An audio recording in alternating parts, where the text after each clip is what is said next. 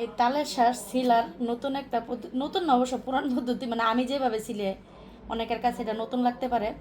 তো আমি কিন্তু চামিচ দিয়ে সুন্দর করে এটা ছিলে নিই এভাবে। আর এত সুন্দর করে ছিলে চামিচটা দিয়া বলার বাহিরে। এই যে আপনাদেরকে ছিলে দেখাইতেছি, মানে খুব সুন্দর করে ছিলতেছে, দেখছেন? আর ওই যে আপনাদের খালাম্মা কেমনে খাইতেছে কামড়ে, মানে ধৈর্য নাই, এত অধৈর্য খালাম্মা। খালাম্মা যে দৈরা বান্ধা খালাম্মারে ব্যবসা করাইতেছি, বিজনেস যে করতেছে খালাম্মা, কেমনে করতেছে জানেননি? ধৈর্যহীন হইয়া। কারণ খালাম্মার মাথা ঘুরে যায়। এই হ্যাঁ, ওই যে দেখেন কী করতেছে, দেখেন কত সুন্দর করে ছিলতেছে। তো তালের শ্বাস কার কার অনেক পছন্দ বলেন তো? আমার কিন্তু খুবই পছন্দ। আমার তাল খাইতেও ভাল লাগে, তারপরে এই তালের শ্বাস খাইতেও ভাল লাগে। আবার তাল যখন মানে তালের পিঠাও খাইতে ভালো লাগে।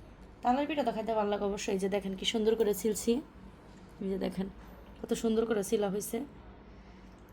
আর এই তালের শ্বাসটা উফ কি দারুণ, বিসমিল্লাহ। এটার পানিটা সেই মজা। মজা লাগে। আর তালের বিচিটা যখন, মানে তালটা পাকার পরে ওই তালের বিচিটা যখন মাটির মধ্যে পোতা হয়, তারপর কয়েকদিন পরে যখন এটা মানে ঘাস ওঠার পরে যে একটা ভিতরে একটা খুম্বা নাকি যেন থাকে, ওইটা খাইতে বেশি মজা লাগে। তা আবার দুধ দিয়ে।